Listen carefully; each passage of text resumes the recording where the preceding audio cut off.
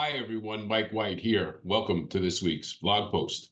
Well, here we are. It's the middle of July. Lots of things going on, and probably nothing more important in our industry right now than to realize that we're less than 30 days or 30 days away from the biggest changes in modern real estate. The fact is, we all know about the NAR settlement. We know about the structural changes that have to take place about how buyers and sellers, negotiate commissions, how who pays for what, how that's supposed to be set up. Obviously, in that settlement, there was a lot of moving parts that had to be dealt with. And so this episode, I want to talk about the countdown to change, the fact that we're 30 days away from this historic change in the real estate industry. And while Fannie Mae and Freddie Mac and HUD and the VA have stepped up to the plate and made decisions on, what is acceptable when it comes to the seller paying commissions and how that all looks. And I'm very proud of the industry for quickly moving on that and coming to an understanding and an agreement as to how that all functions.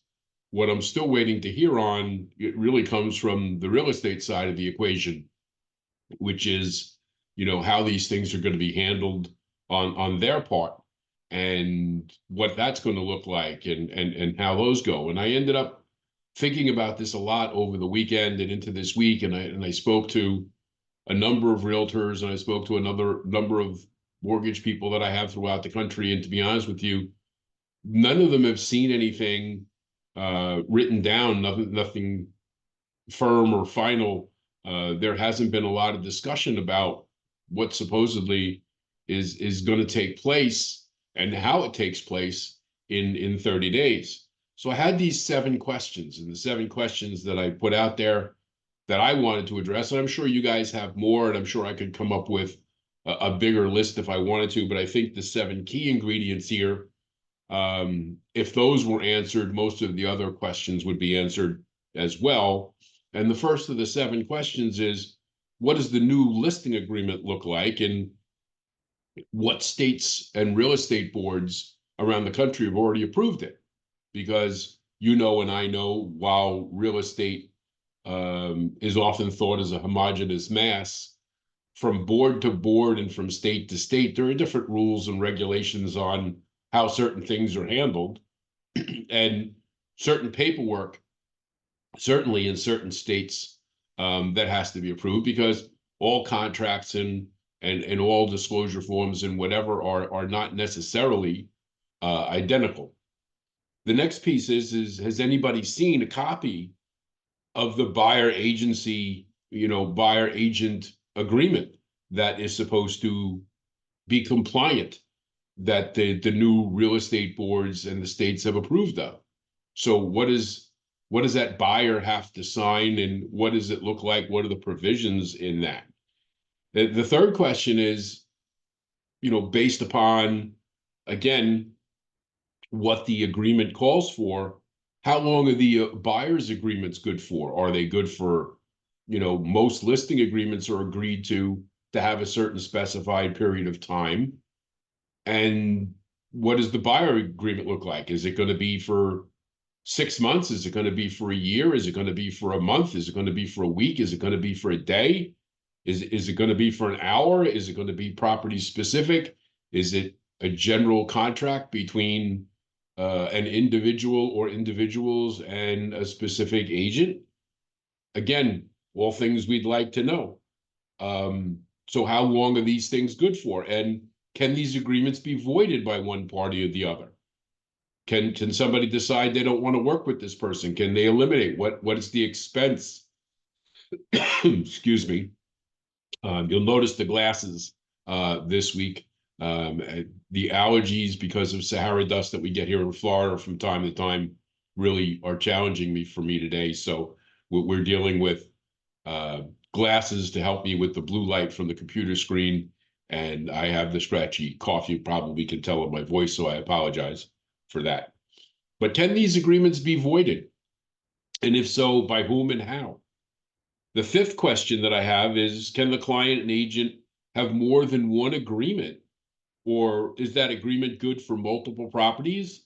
Or do we need a new agreement for each property? Do we need a new agreement for each property and each agent? Do all of the other agreements that I've entered into have to be voided before I can enter into a new agreement? Or can I have, again, multiple active agreements with multiple buyers, agents who are showing me multiple properties?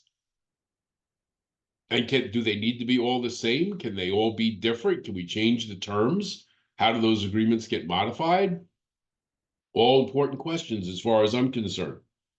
Now, the sixth question that I have, and this comes from the seller side, is what happens with current listing agreements? Current listing agreements that are in place and will remain in place through the deadline. Are those current listing agreements, are they going to be voided? Or are they going to be grandfathered? Are they going to be modified? Are they going to be changed? We know that the local MLSs have to change their formatting and their process as to what information is disclosed. How does it work with the current listing agreements? Has anybody had a conversation or heard of agents having conversations with their current listings that are going to go through and pass the deadline about how the new changes take place? And has anybody explained to the listings what the new listing or the new agreement means? Has anybody told them how that changes and that they can now negotiate and from a listing side, can you negotiate that that commission? Is every deal going to be one off and there is no set fee anymore? I don't know. It remains to be seen. And last but not least has anybody seen any official paperwork from any MLS or any state regarding the actual forms that are going to be used, that need to be signed, that need to be completed, that need to be part of the process? And if so, I'd love to see them. Please share them, because I think there's a lot of people out there right now who haven't seen any of the information, and I'm not sure the forms or the tools that are going to be used are going to be the same across the country. And it would be nice to see, because there may be people out there who have better ideas than others, and it might be something that we all need to take a look at. So, like I said before, I've talked to many people here locally in Florida, as well as my connections across the country. And as so far, I've seen nothing. Nobody's been able to show me officially what the paperwork looks like, how the process is going to work, what needs to be done. From that standpoint, I think these things are, very important. And all of us collectively have more reach than any of us individually. And that's why I put this out there, because if you have seen stuff, and I'm not saying it doesn't exist, I'm saying I haven't seen it, and none of the people that I talk to have seen it. So, we've got this August deadline. Now, the other question remains is, do we have an August deadline? It's out there, but are we going to just, at the last minute, somebody say, well, nothing's wrong here, we're just going to kick the can down the road, and we'll pick September or October or November or the 1st of next year to make all these things going in? And here's the issue. As of today, we're less than 30 days away from the targeted date as to when all this is supposed to be done and working. And there's a lot of really important questions that are out there. So as always, if you have questions or comments, it's Mike@improvemytom. I'd love to hear from you, because I think we need to get to the bottom of what's going on here. And as I said before, collectively, we've got a much bigger reach than we do individually. So reach out, let us know. I will share whatever information that I get with you guys as soon as I get it. And again, Mike@improvemytom if you have any questions, and I'll talk to you again next week. Take care.